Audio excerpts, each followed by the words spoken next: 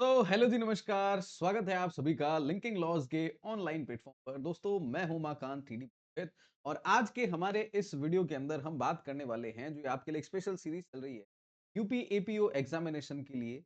में हम क्या कर रहे हैं कि जो प्रीवियस ईयर के क्वेश्चन पेपर हैं उनका यहाँ पर हम जो है वो कंप्लीट एनालिसिस करते हुए चल रहे हैं और पर्टिकुलरली यहाँ पर मैं जीके जीएस के जो क्वेश्चंस हैं उनकी बात करने वाला हूँ।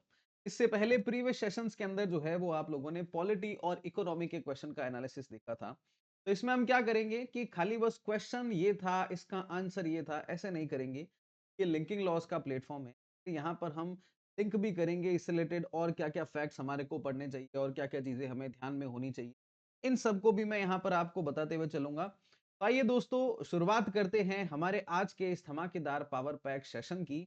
आगे बढ़े इससे पहले जैसा कि मैंने आपको हमेशा से कहा है कि किसी भी युद्ध में जाने से पहले ना अपने दुश्मन को अच्छे तरीके से जान लेना चाहिए। तो देखिए, अपना जो सिलेबस है इसके अंदर हमने बात की थी कि स्पेसिफाई किया गया है कि जो हिस्ट्री ऑफ इंडिया होगी उसके आपके हर साल 8 क्वेश्चंस आने वाले हैं। कितने क्वेश्चन? 8 क्वेश्चन। और ट्रिक यहां पर यह है कि इंडियन नेशनल मूवमेंट जिसको भी हम हिस्ट्री में ही काउंट करते हैं, भाई मॉडर्न हिस्ट्री में आता है कि भी 8, तो टोटल हिस्ट्री की अगर मैं बात करता हूं तो 16 क्वेश्चन जो है वो हमारे आते हैं। तो आज के इस सेशन के अंदर हम क्या करेंगे कि साल 2009 और 2015 का जो क्वेश्चन पेपर रहे हैं, इन 2009 और 2015 के क्वेश्चन पेपर के जो क्वेश्चंस हैं उनका सारा का सारा एनालिसिस करेंगे। जैसे कि देखिए 2009 के अंदर क्वेश्चन नंबर 30 से लेकर के 36 तक, और 2015 में देखिए 26 से लेकर के 30, फिर 35, 39, 48 से 50 ये क्वेश्चन जो है वो पूछे गए थे, राइट। तो एक एक करके एक एक क्वेश्चन को देखते हैं। आप आराम से बस इस सेशन को पूरा देखिए और पीवाई क्यूज का एनालिसिस करिए। दोस्तों, अपने सामने पहला क्वेश्चन है, match list one with list two and select the correct answer from the code given below. The list, सूची वन को सूची टू से करो और सूचियों के नीचे दिए गए कोड से सही उत्तर चुनो। ये अपने पास में 2009 का क्वेश्चन, राइट। तो दोस्तों यहां पर क्या है कि लिस्ट पहली दी गई है कि बौद्ध तीर्थ यात्रा केंद्र कौन कौन से। मैं एक बार गायब हो जाता हूं ताकि आपको क्वेश्चन ढंग से दिखाई दे। दोस्तों लिस्ट वन में क्या है, बुद्धिस्ट सेंटर ऑफ पिलग्रिम, बौद्ध तीर्थ यात्रा केंद्र कौन कौन से हैं। पहला ये दिया गया है जिसमें गया है, कुशीनगर है, लुम्बिनी और सारनाथ है। और दूसरी लिस्ट है, इसमें भगवान बुद्ध के जीवन में कौन कौन सी घटनाएं इस स्थान पर हुई है, जैसे कि जन्म कहां पर हुआ है, आत्मज्ञान कहां पर हुआ, पहला उपदेश कहां पर दिया और निर्वाण संहिता कहां पर आई। तो इसके बारे में जो है वो हमसे पूछा गया है और अपने को यहां पर करना है मैच। दोस्तों, गया जो था ना, यहां पर जो है वो ज्ञान की प्राप्ति हुई थी।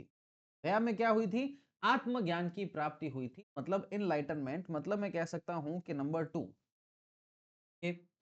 फिर दोस्तों आगे बढ़ते हैं तो कुशीनगर जो है यहां पर भगवान बुद्ध को निर्वाण की प्राप्ति हुई थी, मतलब बी में मैं कह सकता हूं नंबर 4। फिर तीसरा आता है लुम्बिनी। लुम्बिनी के अंदर क्या हुआ था? तो लुम्बिनी के अंदर जो है वो भगवान बुद्ध का जन्म हुआ था, तो जन्म हो गया, मतलब सी का हो गया एक। अब पीछे बचता है सारनाथ। तो देखो, जन्म भी हो गया, आत्मज्ञान की भी प्राप्ति हो गई, निर्वाण की भी प्राप्ति हो गई, तो सारनाथ बचा और सारनाथ के अंदर दिया अपना पहला उपदेश। तो मतलब हम कह सकते हैं कि 2, 4 और 1, 3 वाला जो होगा ये अपना करेक्ट आंसर होगा। तो ऑप्शन नंबर बी यहां पर देखिए 2, 4 और 1, 3, ये यहां पर अपना क्या है, इसका करेक्ट आंसर निकल करके आ रहा है, राइट। तो ऐसे क्या है कि अगर हम ढंग से चीजों को क्लिक करते हुए चले ना तो आराम से जो है वो क्वेश्चन ऐसे सॉल्व हो सकते हैं। दोस्तों ये जो चारों स्थान हैं, चाहे लुम्बिनी हो, चाहे बोध गया हो, चाहे सारनाथ हो, चाहे कुशीनगर हो, ये चारों की चारों जो है वो बुद्धिज्म की सबसे पवित्र जो है वो स्थान माने जाते हैं। गया में क्या हुआ था? गया में हुई थी ज्ञान की प्राप्ति, एनलाइटनमेंट। कुशीनगर में हुआ था निर्वाण, लुम्बिनी में हुआ था जन्म और सारनाथ में दिया था पहला उपदेश। नेक्स्ट क्वेश्चन देखते हैं, विच of the following is a rock cut temple. निम्नलिखित में से कौन सा चट्टान को काट कर बनाया गया मंदिर है? बृहदेश्वर मंदिर तंजौर, लिंगराज मंदिर भुवनेश्वर, कंदरिया महादेव मंदिर खजुराहो या फिर कैलाश टेम्पल एलोरा। दोस्तों यहां पर पूछा गया है कि पत्थर रॉक कट टेम्पल कौन सा है, पत्थर को काटते हुए कौन सा मंदिर बना है। तो वैसे तो बृहदेश्वर मंदिर जो है ये भी पत्थर का मंदिर है, लिंगराज मंदिर है भुवनेश्वर के अंदर, ये भी पत्थर का मंदिर है, कंदरिया महादेव मंदिर, मंदिर सारे ये पत्थर से ही बनाए गए हैं। अपने को पूछा गया है कि पूरा का पूरा पहाड़ को काट करके कौन सा मंदिर को बनाया गया है। तो दोस्तों जो एलोरा का कैलाश मंदिर है, ऑप्शन नंबर डी, ये क्या है कि एक मोनोलिथिक जो है वो स्ट्रक्चर है और ये पूरा का पूरा एक सिंगल पहाड़ को काटते हुए बनाया गया है। राष्ट्रकूट राजा हुआ करता था एक, और इस राष्ट्रकूट राजा का नाम था कृष्ण प्रथम। इस राष्ट्रकूट राजा कृष्ण प्रथम ने जो है कैलाश टेम्पल एलोरा का निर्माण करवाया था।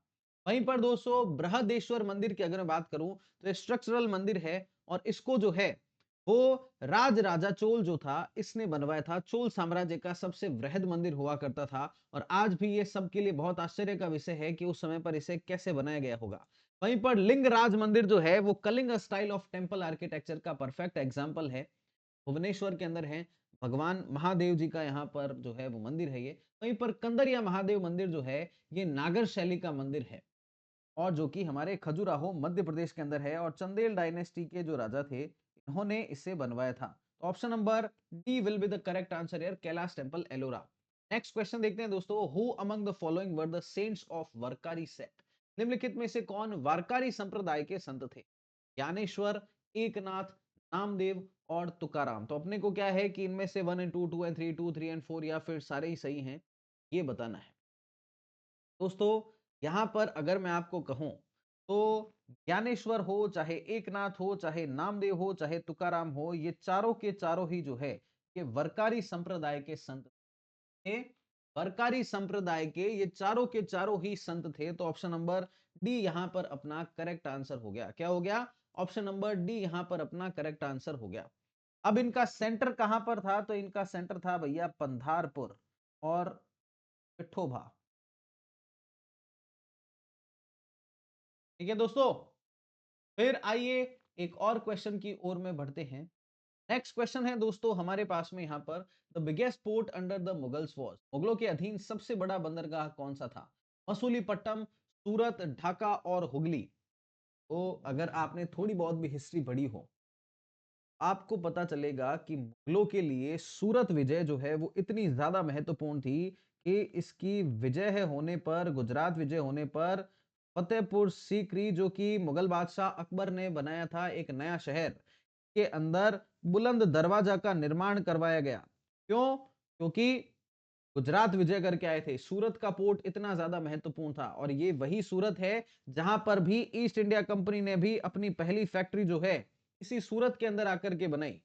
तो उस समय से जो है वो गुजरात प्रोमिनेंस के अंदर था। बाद में क्या है, मेन मुगल पोर्ट जो है वो फॉरेन ट्रेड के लिए सूरत का ही इस्तेमाल किया जाता था। बाद में धीरे धीरे क्या है कि जब बॉम्बे पोर्ट डेवलप हो गया तब क्या है धीरे धीरे फिर इसकी जो है वो थोड़ी सी कम हो गई। चलिए एक और क्वेश्चन की ओर में चलते हैं। Jantar Mantar and astronomical observatory was constructed in Delhi by. Jantar Mantar एक खगोलीय वेधशाला का निर्माण दिल्ली में किया गया था। किसके द्वारा? अकबर के द्वारा, शाहजहां के द्वारा, भरतपुर के राजा सूरजमल जी के द्वारा और जयपुर के राजा जय सिंह के द्वारा।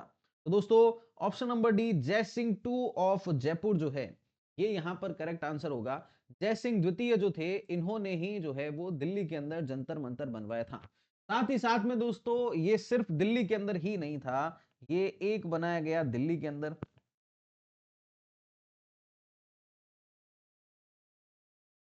एक बनाया गया जयपुर के अंदर, एक बनाया गया था उज्जैन के अंदर, एक बनाया गया वाराणसी के अंदर और एक बनाया गया था मथुरा के अंदर। तो टोटल कितने बना दिए? टोटल इन्होंने बना दिए 5 ऐसे जंतर मंतर। इसने बनाया था, जयपुर के महाराजा हुआ करते थे जय सिंह द्वितीय, इनके द्वारा जो है ये बनाए थे। के बाद में एक और क्वेश्चन देखते हैं, arrange the visits of the following foreign travellers in India in the chronological order. Bharat में निम्नलिखित विदेशी यात्रियों की यात्राओं को कालानुक्रमिक क्रम में व्यवस्थित करो। Ibn Battuta, Marco Polo, Vasco da Gama, William Hawkins. ये 4 हो गए। तो इनमें सबसे पहले कौन आया, इसके बाद में कौन आया, ये अपने को पता करना है। तो आपको चाहे कुछ भी नहीं आता हो आपको ये पता होगा कि साल 1498 में वास्को डिगामा जो है वो कालीकट बंदरगाह पर उतरा था, पुर्तगाल का था और यहां से ही अंग्रेज और ये सब यूरोप वाले जो हैं वो ज्यादा भारत में इधर आना शुरू हुए। ठीक है, तो अपने को क्या है, आप क्रोनोलॉजी समझिए, आपको यहाँ पर क्रोनोलॉजी को बताना है कि सबसे पहले कौन आया, इसके बाद में कौन आया, इसके बाद में कौन आया। ठीक है, विलियम हॉकिंस जो है ये आया था ईस्ट इंडिया कंपनी के लिए कि भैया हमको फैक्ट्री बनाने दो। तो ये आया आपके अर्ली 17th सेंचुरी के दौरान, ये चला गया। मार्को पोलो जो था ये आया था सबसे पहले 13th। फिर आया था इब्न बतूता, बगल में जूता पहने तो करता है चोर। आंसर क्या निकल करके आएगा सर? आंसर निकल करके आएगा 2134, मतलब सबसे पहले आया था मार्को पोलो 13वीं शताब्दी में। के बाद में आया था इब्न बतूता 14वीं शताब्दी में। फिर आया वास्को डिगामा 1498 में कालीकट बंदरगाह पर। और फिर आया विलियम हॉकिंस 17वीं शताब्दी की शुरुआत में। 2134 यहां पर अपना करेक्ट आंसर हो जाएगा। और क्वेश्चन देखते हैं। The Queen's Proclamation for Better Government of India was announced in 1858 by Lord Canning at a दरबार held at। भारत की बेहतर सरकार के लिए रानी की उद्घोषणा 1858 में लॉर्ड कैनिंग द्वारा आयोजित एक दरबार में घोषित। कहां पर यह दरबार आयोजित हुआ था? इलाहाबाद में, कलकत्ता में, दिल्ली में या फिर लखनऊ में? दोस्तों, लॉर्ड कैनिंग के द्वारा इलाहाबाद के अंदर जो दरबार लगाया गया, इसमें ये क्वींस प्रोक्लेमेशन जो है for better government of India ये अनाउंस किया गया था। और इससे पहले गवर्नर जनरल जो है वो हुआ करता था कैनिंग। और उसके बाद में first vice Roy of India,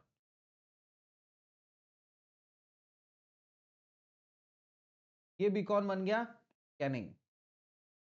change कुछ नहीं हुआ। पहले जो है वो महारानी कंपनी के द्वारा भारतीयों से लूटपाट करती थी, अब डायरेक्ट भारतीयों से लूटपाट करने लगी, बस इतना ही परिवर्तन था और कुछ चेंज नहीं था। ठीक है, के बाद में और साथ ही साथ में यहां पर ये फाइनल हो गया था कि अब जो कंपनी का शासन है ये हो चुका है समाप्त और क्राउन का जो रूल है वो हो चुका है शुरू। और क्वेश्चन देखते हैं। Who among the following Indian mathematician invented metric system? निम्नलिखित भारतीय गणितज्ञों में से किसने मैट्रिक प्रणाली का आविष्कार किया? देखिए 2015 का क्वेश्चन पेपर हम शुरुआत कर चुके हैं इंडियन हिस्ट्री के। तो क्वींस का प्रोक्लेमेशन हम देख चुके हैं। अब हम देख रहे हैं कि कौन सा ऐसा इंडियन मैथमेटिशियन था। निम्नलिखित भारतीय गणितज्ञों में से किसने मैट्रिक प्रणाली का आविष्कार किया था? आर्यभट्ट ने, पिंगला ने, गार्गी ने या फिर भास्कर ने?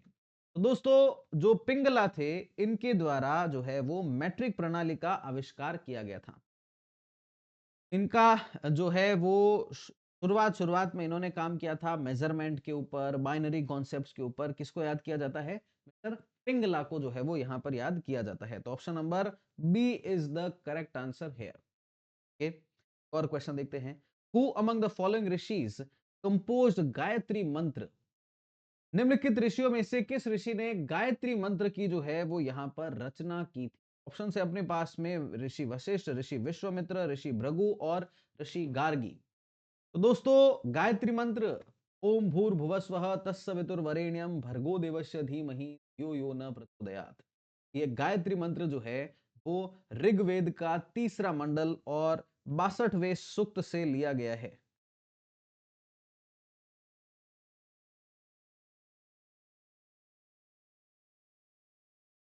ओके, इसमें से ऋग्वेद से। अब ऋग्वेद हमारा सबसे प्राचीन वेद है। हमारे यहाँ पर 4 वेद है, ऋग्वेद, यजुर्वेद, सामवेद और अर्थवेद। तो ऋग्वेद से गायत्री मंत्र को लिया गया है और इससे कंपोज किसने किया है, किसने लिखा है? तो ऋषि विश्वामित्र जो थे इनके द्वारा वो गायत्री मंत्र को लिखा गया है।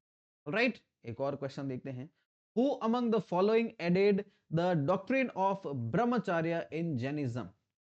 निम्नलिखित में से किसने जैन धर्म में ब्रह्मचर्य का सिद्धांत को जोड़ा है?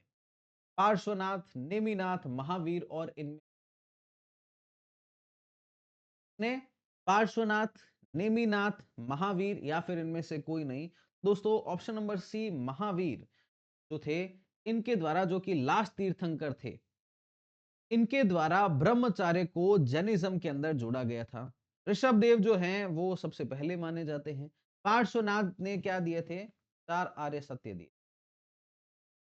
ठीक है, और महावीर जी ने 5वां आर्य सत्य जो है इसमें। ओके, और क्वेश्चन पकड़ते हैं। Which one of the following is not mentioned in Rigveda. निम्नलिखित में से किसका ऋग्वेद में उल्लेख नहीं मिलता है? जनपद, जन, ग्राम और कुल। किसका उल्लेख जो है वो ऋग्वेद के अंदर नहीं मिलता है? जनपद का, गण का, या ग्राम का, या फिर कुल का? तो दोस्तों, जनपद का उल्लेख जो है वो ऋग्वेद के अंदर नहीं मिलता है। क्या होता है? जनपद का उल्लेख ऋग्वेद के अंदर नहीं मिलता है। ऋग्वेद में जन का उल्लेख मिल जाता है, ग्राम का उल्लेख मिल जाता है, कुल का उल्लेख मिल जाता है। जनपद का जो कॉन्सेप्ट है वो काफी बाद में जो है वो अस्तित्व में आए हैं। क्या हुआ है? काफी बाद में जनपद का कॉन्सेप्ट जो है वो निकल करके आए हैं। ठीक है दोस्तों, तो जनपद, फिर महाजनपद, 16 महाजनपद जो है वो बने थे। इसमें से ही एक मगध था, फिर मगध का राइज होता है। अंग, मगध, काशी, कौशल, वज्जीमल, चेदी, वत्स, कुरु, पांचाल, मत्स्य, सूरसेन, अस्मक, अवंती, कंबोज, गांधार, 16 महाजनपद निकल करके आते हैं। ऐसे ही अगर आपको और डिटेल के अंदर चीजों को पढ़ना है, याद करना है, तो आप लोग क्या कर सकते हो कि आप ना सीधे सीधे आप लिंकिंग ऐप के ऊपर जाइए, और लिंकिंग ऐप पर जाकर के आप ये UP APO 2025 complete rapid recorded course है, इसको 999 सिर्फ 999 रुपए के अंदर आप इस कोर्स को ले सकते हैं, जिसमें मैंने history, polity, geography, economy, science, current affairs, इन सब को बहुत ही बेहतर तरीके से आपके लिए इसमें डील किया हुआ है। ये रैपिड रिकॉर्डेड कोर्स है, 2 महीने की वैलिडिटी है, और इसमें खाली जीके जीएस ही नहीं है, इसमें साथ साथ में ही जो लॉ का सेगमेंट है उसे भी डील किया गया है। लाइव क्लासेस इसमें यूपी पुलिस एक्ट की रहने वाली है। 5 फुल लेंथ मॉक टेस्ट भी है इसके अंदर, और जो मेरी क्लासेस हैं स्पेसिफिकली उसमें बहुत ही बेहतर तरीके से हिस्ट्री, ज्योग्राफी, इन सबको डील किया है, और कई सारे अच्छे अच्छे एमसीक्यूज भी वहां पर मैंने प्रैक्टिस करवाए हैं। तो आप इसका फायदा उठा सकते हैं सिर्फ 999 के अंदर। दोस्तों, अब आपका समय अति कीमती है। मार्च आता हुआ दिख रहा है, और बाद में पछतावा नहीं रह जाए कि अरे काश उस समय पर वो कर लिया होता, क्योंकि काफी कॉम्प्रिहेंसिवली 6 से आपके 10 तक की एनसीईआरटी, इनफैक्ट 12 तक की एनसीईआरटी, जो भी स्टैंडर्ड बुक्स, जो मैंने एक सेशन लिया था स्ट्रेटेजी का जिसमें मैंने बताया था कि ये चीजें पढ़ना जरूरी है, वो उसमें कई लोग सोचते हैं कि इतना पढ़ने की आवश्यकता नहीं है। बिल्कुल पढ़ने की आवश्यकता है। उन सब का निचोड़ आपको इन क्लासेस के अंदर मिल जाएगा। तो आप जाकर के और इनको ले सकते हो, और बढ़िया ढंग से अपनी तैयारी कर सकते हो। लिंकिंग लॉज कोड का इस्तेमाल करो और ये कोर्स को परचेज कर लो। राइट? अब आइए एक और क्वेश्चन सॉल्व करते हैं। तो ये जो मैंने बताया ना, अंग, मगध, काशी, कौशल, वज्जीमल, चेदी, वत्स, कुरु, पांचाल, मत्स्य, सूरसेन, अश्मक, अवंती, कंबोज, गांधार, 16 महाजनपद के नाम। ऐसे ही कई सारे ट्रिक्स विक्स मैंने इन क्लासेस के अंदर बता रखी है, तो आप बढ़िया ढंग से कर सकते हो। एक और क्वेश्चन देखते हैं। In which of the following jails Rajendra Lahiri was hanged? निम्नलिखित में से किस जेल में राजेंद्र लाहिड़ी को फांसी दी गई थी? फैजाबाद, गोरखपुर, गोंडा और लखनऊ।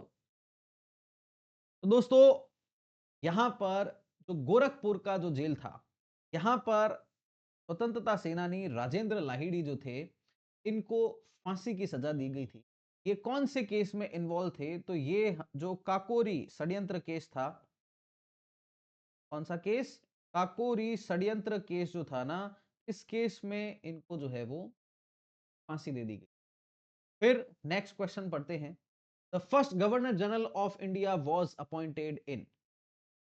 भारत का पहला गवर्नर जनरल नियुक्त किया गया था कब? 1774 में, 1833 में, 1858 में और 1911 में। दोस्तों, first governor general of India जो है वो आपके ऑप्शन नंबर ए 1774 में नियुक्त किया गया था, और ये इसका नाम था वॉरेन हेस्टिंग्स। क्या था? Warren Hastings. ऑलराइट। इसके लिए पहले क्या कोई एक्ट आया था? बिल्कुल, रेगुलेटिंग एक्ट आया था ना, 1773 वाला। इसके अंदर यह प्रावधान किया गया था कि भैया अब जो है वो एक गवर्नर जनरल ऑफ इंडिया होगा। राइट? के बाद में फिर जो है वो 1833 में एक बड़ा बदलाव आता है, पेंटिक के समय में। फिर 1858 में फिर वॉइस रॉय बना दिया जाता है, और पहला वॉइस रॉय कौन बनता है? वो बनता है कैनिंग, जिसके बारे में हमने अभी एक पिछले क्वेश्चन में डिस्कस किया है। राइट? आइए एक और क्वेश्चन देखते हैं। The Moti Masjid in Agra was built during whose reign? Agra में मोती मस्जिद का निर्माण किसके शासनकाल के दौरान किया गया था? हुमायूं, शाहजहां, औरंगजेब और शाह आलम द्वितीय। दोस्तों, आगरा की जो मोती मस्जिद है, इसका इस्तेमाल जो है, इसका मतलब निर्माण जो है, ये किसके द्वारा किया गया? शाहजहां के द्वारा किया गया था। ये एकदम व्हाइट मार्बल से बनाई हुई है। जैसा कि हम देखते हैं शाहजहां के कार्यकाल के दौरान ही ताजमहल को बनाया गया था, ऐसा कहा जाता है। तो वो भी व्हाइट मार्बल, मकराना मार्बल से बनाया गया था। तो इसको भी मकराना मार्बल से जो है वो बनाया गया शाहजहां के द्वारा। ऑलराइट, फिर दोस्तों आगे बढ़ते हैं, एक और क्वेश्चन देखते हैं। The revenue system during Akbar's rain was in the hands of. Akbar के शासनकाल के दौरान राजस्व व्यवस्था किसके हाथों में? बैरम खान, मान सिंह, बीरबल और टोडरमल। दोस्तों बैरम खान जो था का टाइम पीरियड जो है वो 1556 में जब अकबर ने शुरुआत किया था जीतना, समय पर जो पहला युद्ध हेमू से लड़ा था, पानीपत का द्वितीय युद्ध, इसमें बैरम खान ने अकबर का सहयोग, बाद में बैरम खान को रवाना कर दिया गया था। मान सिंह, जयपुर के महाराजा मान सिंह, ये इनके मिलिट्री कमांडर हुआ करते थे। बीरबल इनके साथ में वहां पर रहते थे, और टोडरमल का काम था रेवेन्यू सिस्टम का चलाना। तो option number D is the correct answer. Todarmal जो थे, ये ही दहसाला और जब्ती सिस्टम जो है वो लेकर के आए थे। क्या लेकर के आए थे? तहसाला और जब्ती सिस्टम जो है वो टोडरमल ही लेकर के आए थे। ये एक और क्वेश्चन करते हैं। Who among the following first use the word renaissance. निम्नलिखित में से सबसे पहले पुनर्जागरण शब्द का प्रयोग किसने किया था? मैकेलेट, दांते, थॉमस एक्विनास और कांत। दोस्तों जो मैकेलेट थे, इनके द्वारा सबसे पहले पुनर्जागरण रेनेसां जो शब्द है का इस्तेमाल किया गया। राइट, ये हालांकि थोड़ा सा कठिन क्वेश्चन है, इतना डीप के अंदर जाते नहीं है जनरली हिस्ट्री, पर क्वेश्चन अच्छा पूछा गया आपसे। एक और क्वेश्चन करते हैं दोस्तों। The renaissance is based on which one of the following concept. पुनर्जागरण निम्नलिखित में से किस अवधारणा पर आधारित है? God is the centre of the universe, ईश्वर ब्रह्मांड का केंद्र है। और B, pope is the centre of universe, pope ब्रह्मांड का केंद्र है। और C, man is the centre of the universe, मनुष्य ब्रह्मांड का केंद्र है। और option number D, none of the above. तो दोस्तों यहां पर सही जवाब है option number C, man is the centre of the universe. Renaissance कौन से कॉन्सेप्ट के ऊपर बेस्ड है? तो यह है कि मनुष्य ही ब्रह्मांड का केंद्र है। यहां से हम ये देख सकते हैं कि शिफ्ट होने लग गया है ईश्वर से, गॉड सेंट्रिक से मैन सेंट्रिक वर्ल्ड व्यू की ओर में। पूरा जो सिस्टम था ये ह्यूमैनिज्म की ओर में यहां पर जो है वो बदलता हुआ हमारे को समाज दिखाई दे रहा है इस पुनर्जागरण से।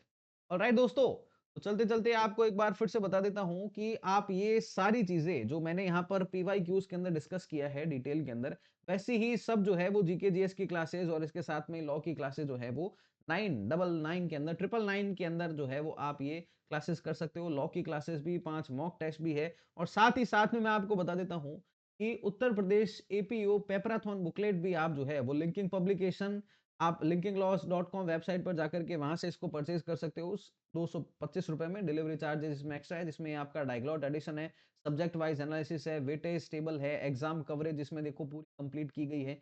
मतलब ये जो मैं आपको यहाँ पर एनालिसिस जीके जीएस का करवा रहा हूँ ना, वैसे ही इसमें पूरे के पूरे सब्जेक्ट्स का हर एक का बढ़िया एनालिसिस प्रिंट फॉर्म के अंदर जो है वो आपको इसमें मिल जाएगा। लिंक प्रोविजन भी आपको इसमें, न्यू क्रिमिनल लॉज के लिंकिंग एक्सप्लेनेशन, ये सब भी आपको जो है वो इसके अंदर मिलने वाली है। ऑलराइट दोस्तों, तो चलिए फिर मिलते हैं आप सभी से ऐसे ही एक और history AP UP APO previous year question paper analysis session के अंदर। तब तक stay fit, stay strong, link your life with the law only on linking laws. Thank you so much for joining in this session. एक और session लेकर के आऊंगा जिसमें हिस्ट्री के कुछ और क्वेश्चंस को डील करेंगे, फिर ज्योग्राफी को डील करेंगे। ऐसे ही पूरा आपके लिए जो है वो एक बढ़िया तरीके से तैयार हो जाएगी। Thank you so